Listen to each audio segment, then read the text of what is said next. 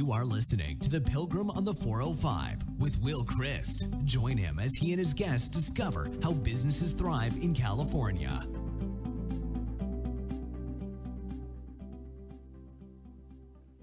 Well, welcome to the Pilgrim on the 405. Just in our wanderings in the north part of the 405, we have discovered Jeff Raber of the workshop, and we're going to have a great conversation today. Jeff is a scientist, and is a scientist looking at cannabis. So we're going to have a lot of fun today. So welcome, Jeff. Welcome to the Pilgrim on the 405. Thank you, Will. Pleasure to be here. Appreciate the opportunity.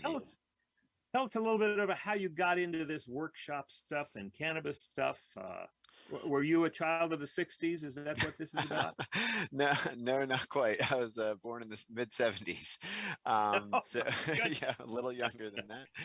I think, my scientific curiosity probably led me here as much as my entrepreneurial disease, to kind of, take those leaps of faith and risk, to try and see how we might improve the world around us. My brother was working at a construction company at the end of 2008, and he came back and said, "Hey, I think we're building the marijuana dispensary." I'm like, a what? He's like, yeah, they call it medical marijuana. They say there's medical rules in California and it's legal to sell marijuana. I was like, that can't be legal. There's no way that that's right. But I did my homework, did my research, looked and found there were laws. There was, Prop 215 had passed in 97. And then there were, some dispensaries around. And I said, well, this is really an interesting concept. So there's state roles, and the federalist system that we have allows the states to be the experimental laboratories of the federal government. So they're allowed to kind of do their own things and, amidst federal conflict, if you will. And I thought, what an interesting idea. And medical pieces in cannabis, I had never considered thinking of it that way. Had only heard about it for adult recreational purposes before that, but I had done graduate studies in chemistry and around similar classes of molecules. They're called lipoxins. The other class is leukotrienes, and then anandamide is the endocannabinoid. So they're all linked to this one molecule called arachidonic acid. It was very familiar to me, this system of balance, but the endocannabinoid system was not in the books when I had seen it. It was not really there in any of the formal teachings that I was given, but the research has been done.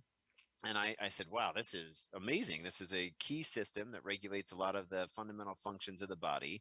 And here is this plant that you can see people have cultivated and driven in a sustainable fashion, right? Plants are a good green resource that we should look at. How might we be able to harness what this plant offers and could provide to helping many people and introducing this into society in a really good fashion, and hopefully one that was led by science. And beginning of 2009, President Obama was on CNN and said, I'm not going after medical patients. I'm going after drug trafficking organizations. And I thought that was the entrepreneurial green light for a scientist such as myself. And we started to say, let's get involved. It took about a year, and then we entered via a testing laboratory. So we started taking voluntary testing samples in and around the Southern California area, eventually across all of California, and started to look at which molecules were present, and then things that shouldn't be there that were unfortunately there, such as pesticides, microbiological contaminants, residual solvents, and other things like that. But we've been doing this. I've been in cannabis now since 2010.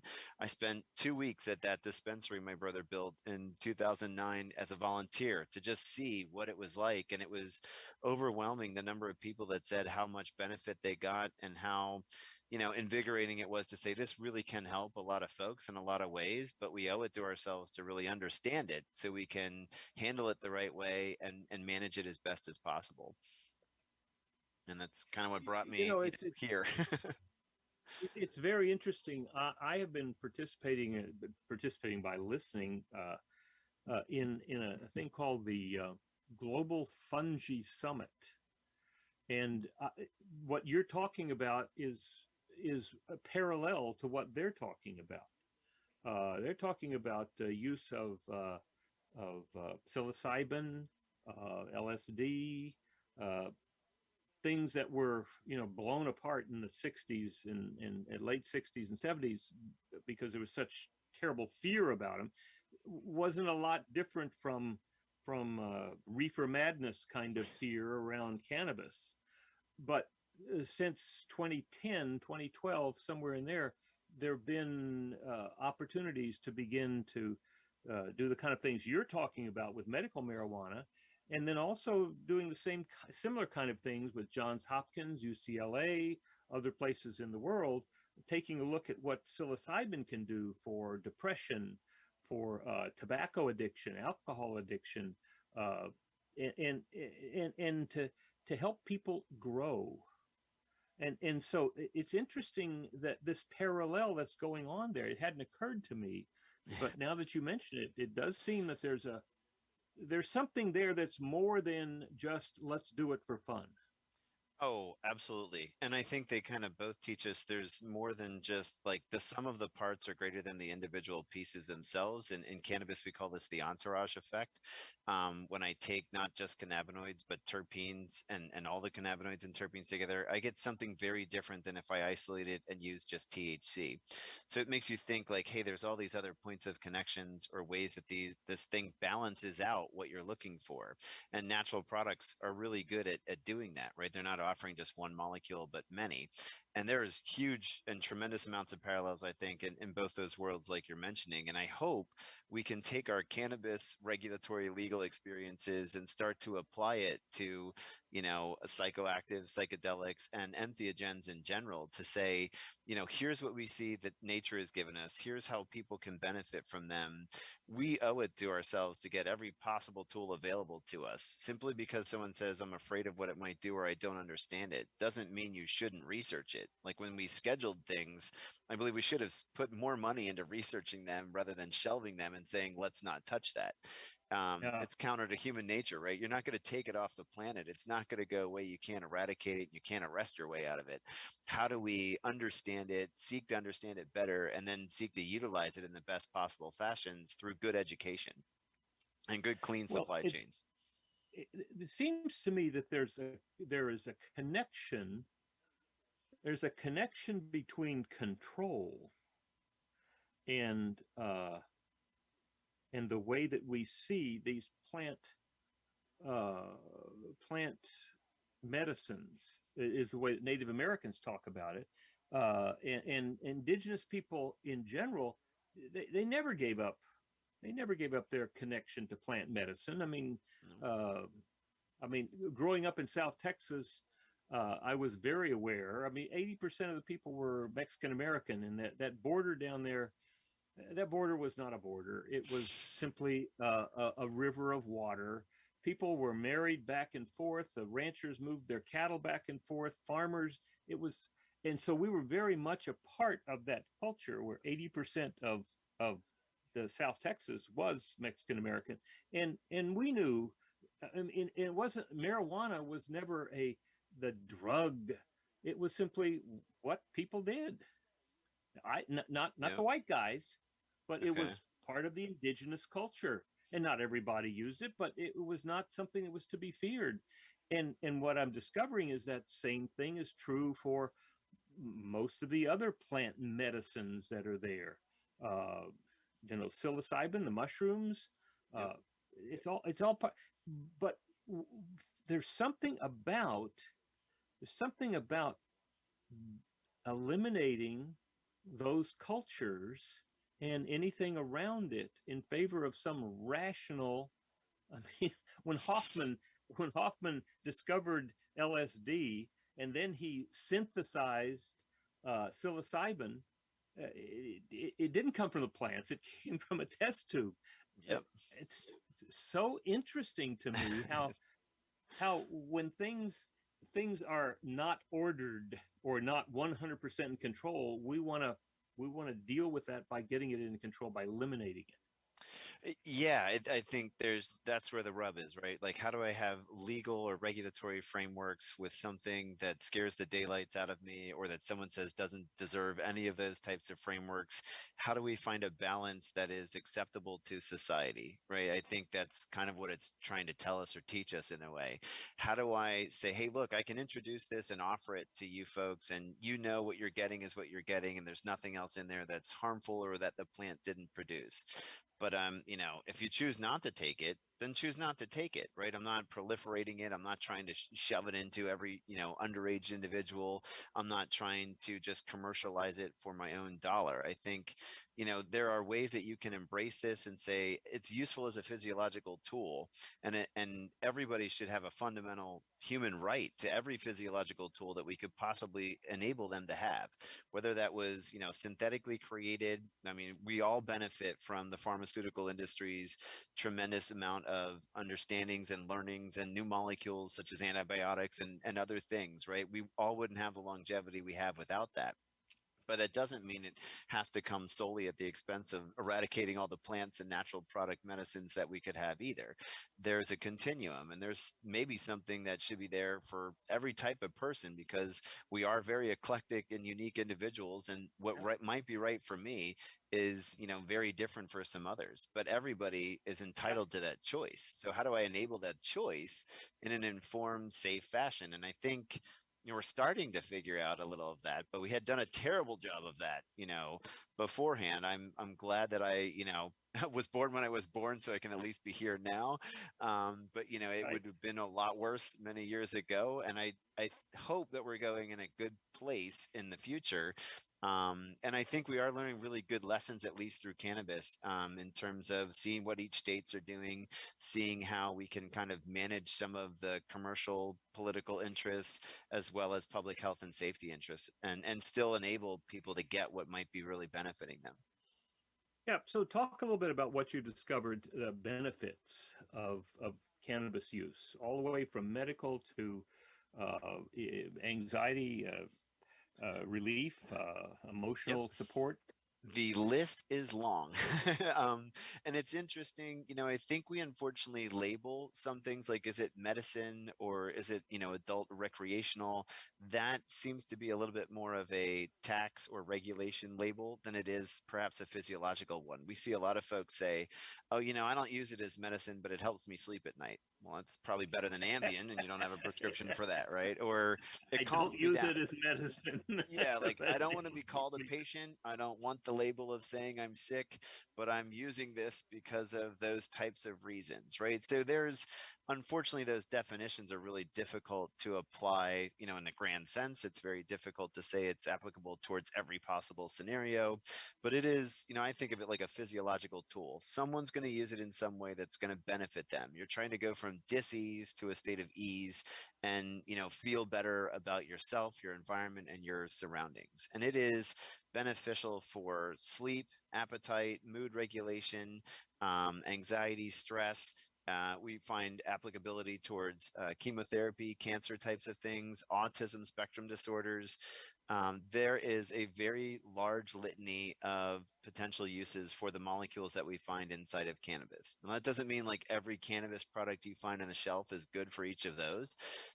It seems to be a way of turning the knob up or down. So some might really help and some might really exacerbate.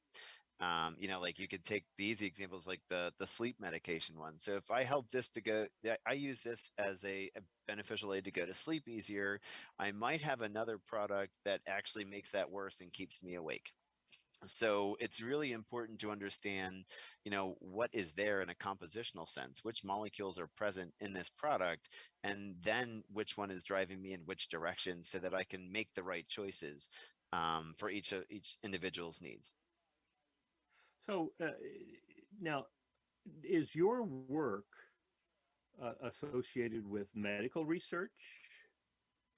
Yeah, I mean, I come from a pharmaceutical drug discovery, drug design background. I think, we Okay. approach the problem in that sense. How do we develop physiological tools? And I think, the same thing that a branded, prescription pharmaceutical would require is product quality, product consistency, and the same exact experience every single time. That is the same for someone building an alcohol brand, right? Or, a beverage brand, or any type of brand that will be within the cannabis space. Like, I want to deliver to you a reproducible, consistent experience that is of this type of quality. So to us, we kind of say like cannabis kind of, it touches both sides of that. that.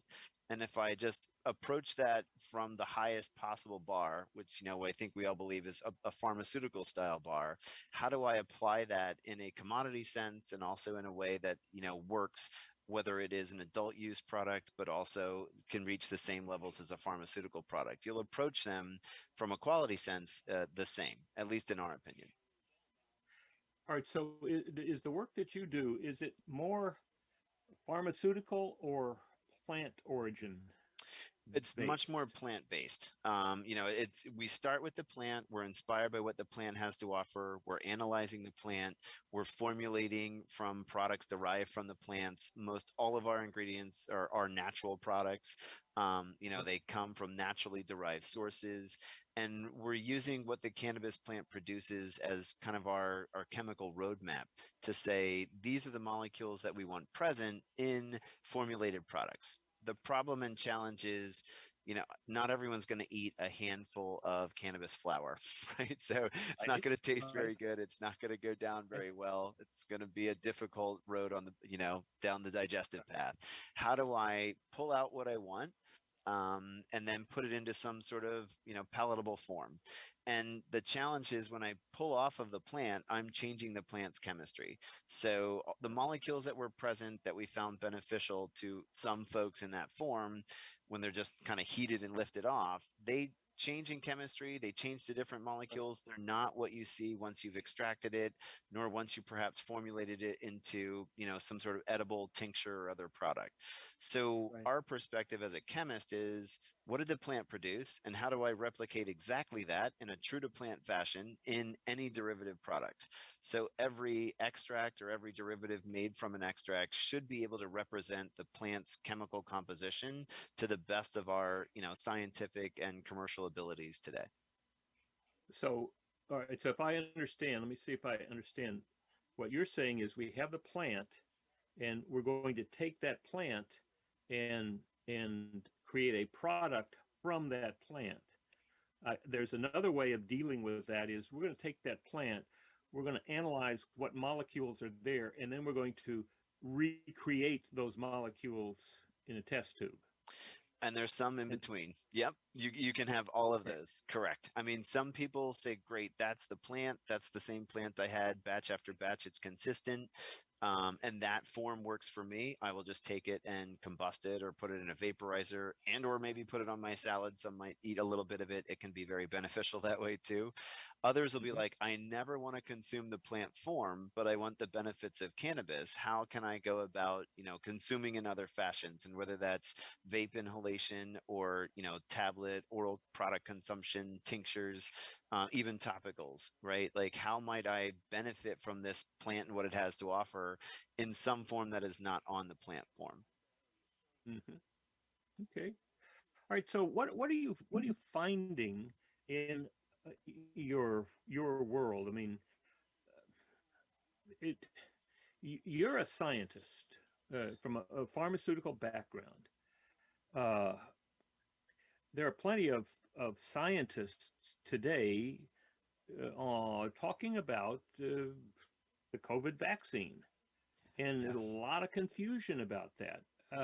How do you see that conversation? As a scientist, how do you see it? What do you see happening there? It's a very difficult thing to observe from an informed scientific perspective, because you see sometimes you don't see an appetite for the depth that might be required to fully understand something. Sometimes you see messages diluted or changed because they're trying to make them more bite-sized, digestible. um, in a world that you don't know very well, like something brand new just showed up. How can anybody be an exact expert in specifically that? We have to start from what we kind of knew already and learn a little bit on the fly. We didn't give many people much of any benefit of the doubt to say they didn't know everything. We assume if you're talking to us, you knew absolutely everything possible and had every single answer. It's difficult to say, I don't know. And to be accepted saying, I don't know, or we don't quite know this yet. And I think to kind of look at the whole piece, I just kept feeling like, wow, we really have not educated on the science perspective, like exponential growth curves, communicable diseases, just basic cleanliness of stuff, a lot of that and or the math that's behind some of it really was lost on tons and tons of folks having that type of conversation. And I think that it was disappointing to see from a science perspective that we haven't educated, many of us very well in science. I heard that from a lot of my cannabis speaking, folks who come up to me like, man, I wish I really paid attention in science class a lot better. You finally showed me something I wanted to put it towards, but now I lack that type of perspective. And I mean, everybody can learn every single day. We don't have to only learn in school. We don't have to only learn in a class. There's lots of ways to go about educating yourself. So you're never, lost in that endeavor. But I think the whole COVID piece for me, and my scientific friends, it was frustrating, and it's been very frustrating to just watch the scientific message or things about science be miscommunicated, misunderstood, and kind of more about media and going in different directions than you really would hope it would go. Yeah, it's really a sense of attempting to use the power of science for political, economic power gain. Yep. Or just saying, I'll do the anti because everybody doesn't want to hear that. And just because you don't want to hear it doesn't mean it's wrong, right? You may not want to hear it, but you have to hear it. And sometimes those are the worst things that you shouldn't listen to. Unfortunately, we choose not to. I think it's been a bit of a challenge to kind of see all that. Well, so how do you, I mean, there's not a lot different from what was going on maybe before 2010, 28, 25, somewhere in there, with regard to entheogens and cannabis. How do you see that changing? What are the dynamics there's a lot of hope and a light at the end of that tunnel, perhaps. I can attest to it. In 2008 and 2010, when we really got started, and we're starting to meet many different people, especially like 2010, as we're getting involved in the business and going out there, and you've got different folks that say you're running a lab. Like, can you test this stuff? What are you testing? What does that mean? Or I will never touch this stuff. This is the worst thing on the planet. I can't believe you're doing it. And you can have a conversation with them if you can catch them for a couple minutes and say, look, here's what I believe we will be able to see from this. We will be able to get good medicine. We will be able to understand how to help these types of folks. We already see these types of benefits for this small population. And while it's anecdotal, tens of thousands of folks telling me this type of thing is a little more than just an N of one anecdotal. It's not one person said that happened. It's too many people saying it happens to feel like there's not some sort of fundamental physiological consistency that we may be able to modulate once we understand it at the right levels, like molecular and scientific levels. And you could start to see some folks be like, okay, I never really liked this topic, but in talking to you, I'm open-minded enough to kind of say, maybe you can proceed with some scientific endeavors. So, I think science does take away a little of that polarizing effect. It should be, outside of the whole political sphere. Unfortunately, it's not always there. We're embarking on a world that is going to be more science driven, more, fundamentally changing in ways that we can't even quite fathom yet today. And science will be at the forefront of everything, right? It is climate change. It is going to drive our economies in different ways. If we don't pay attention to what scientists are telling us, we won't be able to make an informed decision. We'll make a emotional one. And that very well may not be the right one. But if you can have some of the conversation, and we have seen that change radically since 2010 to today, it took some time. And, I think we have to just stay steadfast in our desires to say we're going to figure it out. And the more you start to learn and the more you educate from an accurate position, like, hey, we know this isn't just about THC. We know there's other molecules here that are important. Lo and behold, CBD comes, and it doesn't cause these same types of euphoric effects that we might get from a THC molecule. That really helped open minds to saying, well, there is something here. Like, it doesn't always end up with these people getting high or someone having this euphoric effect, but there's ways that we can curb epilepsy. There's ways that, people are really benefiting from that. that type of, understanding, I think we now have it, right? So we can now say we don't understand something, but if we start to understand it, we might learn more about how to work with it, how to utilize it, how to manage it.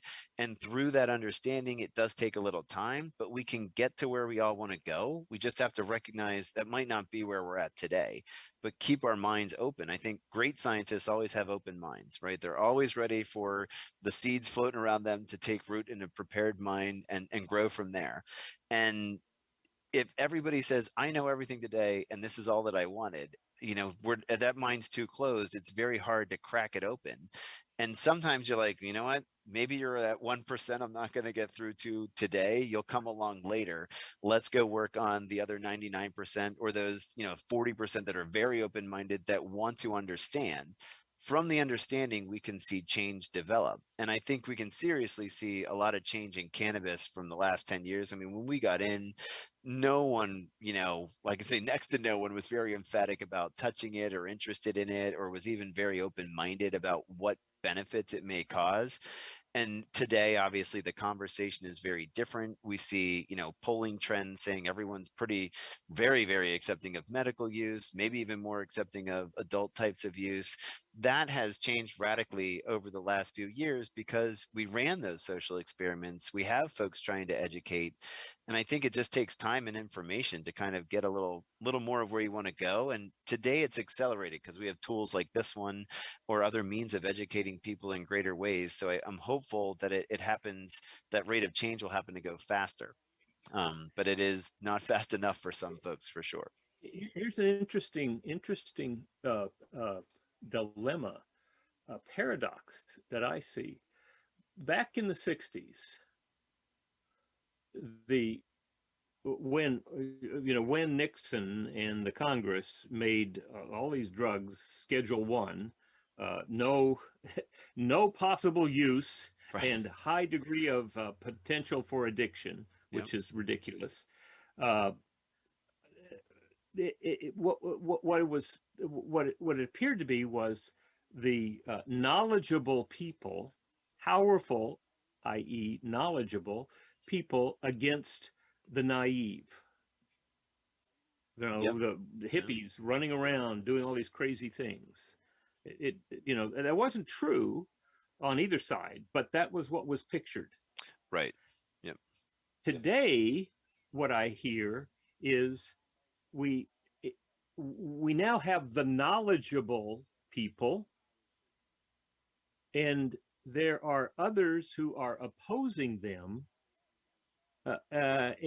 So there's something there that some resonance between who is opposing this.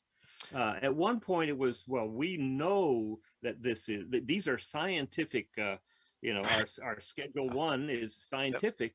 And it's the crazies out there. And now science, I mean, from what you are saying, and you're not alone in it, and what I'm hearing from a wide variety of scientists in the Fungi Global Summit, and then reading around, is a tremendous amount of research. These are knowledgeable people, yet I don't see the lines forming to change the Schedule 1 designation right now. So who is it? It's certainly not knowledgeable people. Well, is it the powerful or those in control types of, ones that are wrestling with what is that knowledge and how might I, best utilize that with society, or how might that impact change? And I'm afraid of what that change may bring. There's a little bit of, I think there's a power dynamic between knowledge and information and control. And that's what's rubbing against each of those, right? So I think we've at least said, oops, like that was, there is some medical utility. We're going to have to kind of admit that to some extent, although legally we don't want to yet.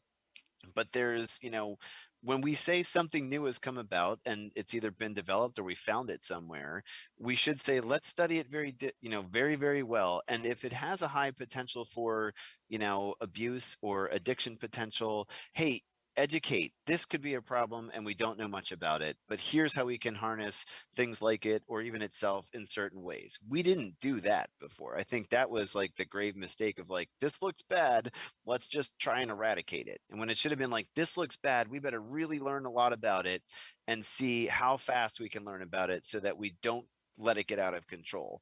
I mean, I think it's okay to say the fearful position is don't let it get out of control. We don't want anything to really upend, society or how it all works. That could be very, very bad, no matter what it is Yeah, that we're doing with, right? Like nuclear power or something like that.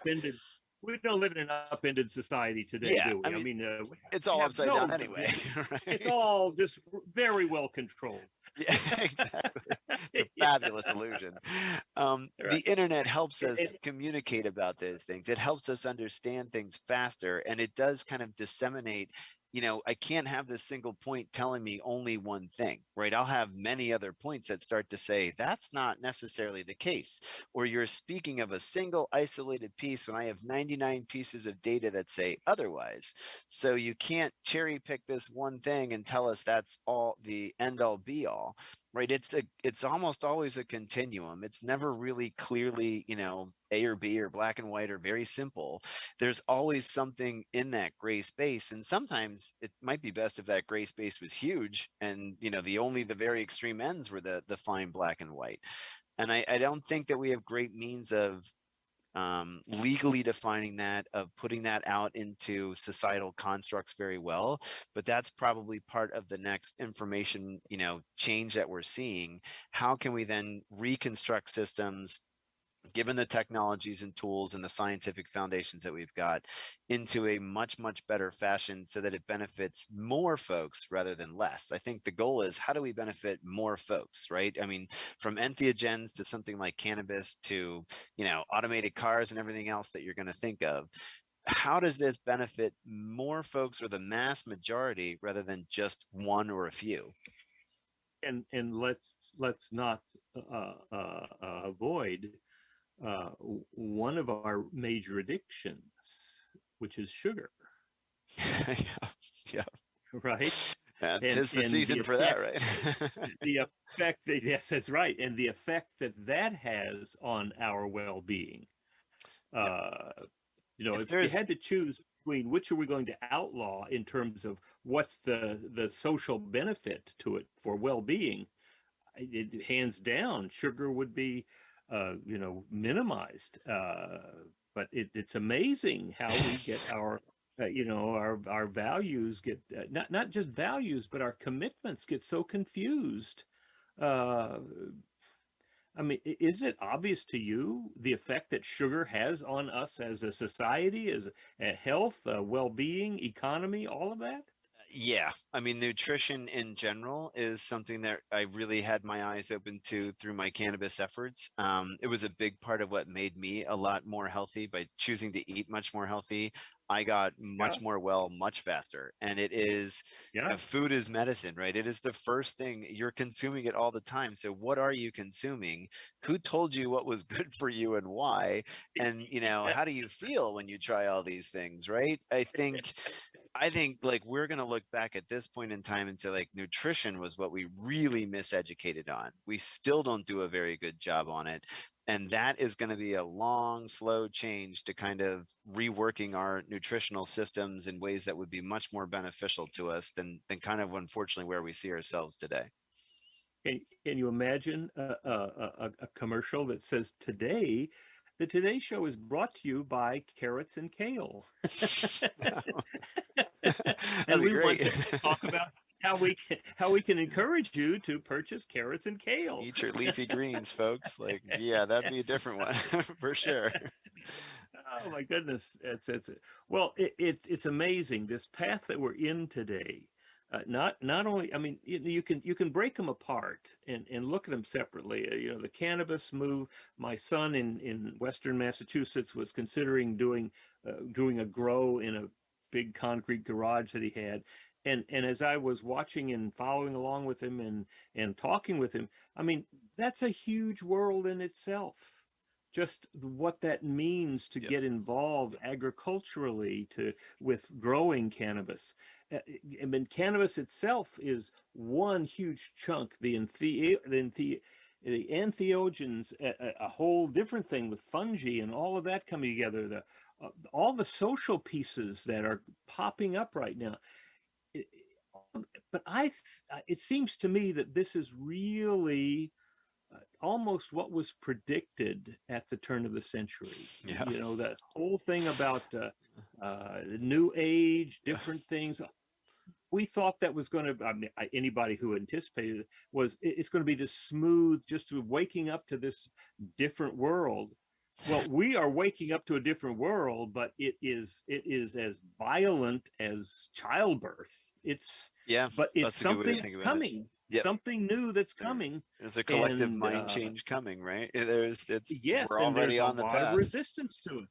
We're on the path, and there's a lot of resistance to it, and there's a big movement to let's somehow pretend that all of this is not happening and just continue to act like we did before. Right. But there's something that's changing dramatically. Would you agree?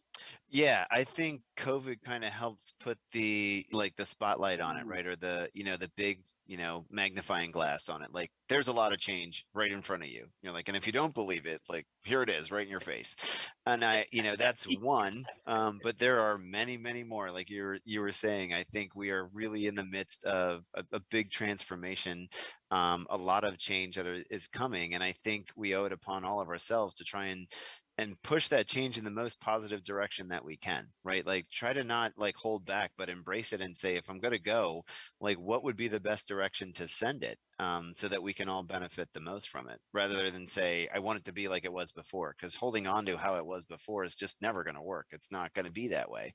I can't raise my kids the way I was raised, because there's a whole different environment. There's technology, there's all sorts of other things that it just change it. It's changed, right? It's already changed, whether you want to do accept it or not.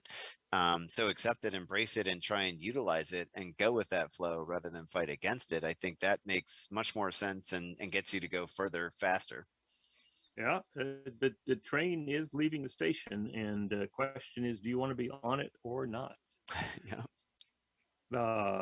Because some of the things that I'm looking at and thinking about, two major societal events. One is the Great Shuffle, people not being tied to where their productivity was. Yep. My wife is a Native American from the Blackfeet tribe in Montana, and the first time we visited, there was poverty there, and not everybody was poor, but there was poverty. And my question to her was, as a white guy, entrepreneur, was, well, why don't they just leave the reservation and go to where the jobs are? And she said, finally, over the long conversation, she finally got through to me and said, you don't understand this. The land is their connection to the creator. Yep. This is, I mean, the plants that are here, this world is mediated through the land. And it took me so long to understand that. And now when I look at the Great Shuffle with all these people moving around, it's so interesting to me that what they are doing, they're not moving from Los Angeles to New York. Right. No. Right? Yep. So many of them are moving back to the land. Yep. And they're saying, I want to be in a place where I can raise my kids, where I want to be in a place where I can go fish and hunt and canoe and row and swim. I want to be part of nature, which is another way of talking about the land. So that's a big shift that's going on. They're leaving the concentrated areas of productivity to a place where they can be in touch with nature, and then, hybrid back in or whatever, remotely. But that's one. But the second piece is the Great Resignation, where 50% of people are predicted to say in the next 12 months, I'm not coming back to work here. Yeah, that's a pretty interesting one, right? I mean, so but we've all reassessed values and reassessed, many things in our lives over the last year and a half, right? So it kind of forced us to, what did I value? Where one of do the I want things to that be? happened. Yep. Well, I think where I want to be is important, but I think what happened is during the 18 months of COVID constraints is that people had to do something that they really hadn't had to do for a long time, which is they had to take responsibility for their own well-being. Yeah. Right? Yep. Yeah. It's pretty much solely on you at that point, right? Yeah. If I don't do something, I'm going to die. If I don't take care of myself, if I don't make decisions about mask wearing or social distancing or vaccination or food, food, cleaning supplies, right? Yeah. I'm at risk. They had to take responsibility for the quality of life that they were living, which before they could blame on the corporation, the job, the family. It got down to some pretty close to the some pretty brass tacks about how we're doing it. And now, when it's come back to the world that you were in before, they're saying no thanks. I now am in charge. I have reflected on where I was going, and now I'm choosing to go a different way. It also helps you kind of strip down to the core essentials and say, this is what I value, right? Like there's a lot of other things that I may have been doing or engaged in or thought was really important at the time that when I got disconnected from, was like, why did I spend so much time doing that when I really wanted to do this instead? It gave you a chance to think, which I think, if you're trying to just run the rat race or keep up, sometimes it's very hard to get enough of that time to think about what you really value yourself. And it's kind of like why we're seeing a lot of these folks reassessing, what they're doing and why they're doing it. And if businesses want them to come back, guess who's going to be changing? Yeah. Business. Right. We don't get anywhere with workforce. That's right. So it's going to be very interesting to see how businesses begin to pay attention to what people really love doing, how they create a culture of loving and respecting in their organization, how they're helping people to see what they are doing is contributing to making the world a better place through the products and services, how they're compensating appropriately, which probably means if you're working 40 hours, you should be able to pay your rent and put food on the table, take care of your family. You don't have to do 2 or 3 other jobs. Yep. And maybe both of you don't have to work if you don't, in a 2-spouse family. And then finally, having time left over for, those kids or those other passions that you have. When businesses do that, I think they're going to see, you're going to see people coming back to work. And you'll see productivity actually go up. Right.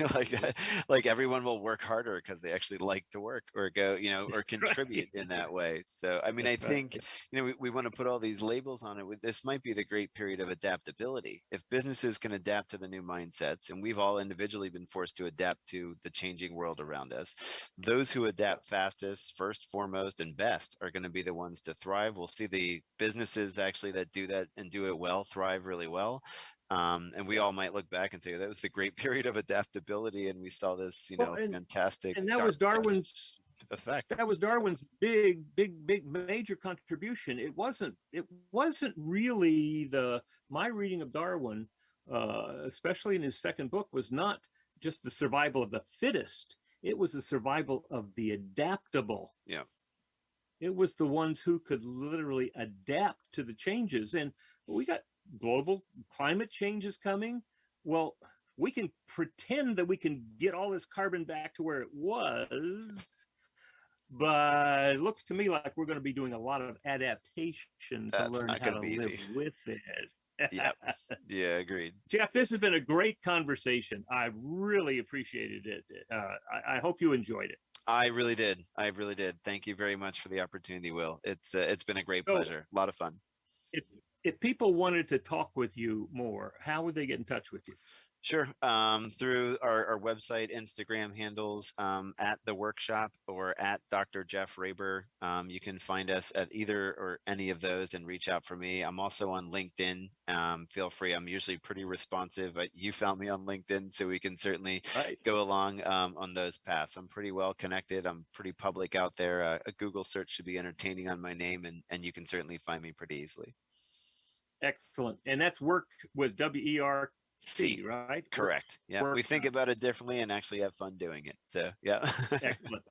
Thank you so much. This has been great. And this is just one more example of how not only the businesses are thriving, but with all the changes that are in place, how we are adapting to thrive in the near future.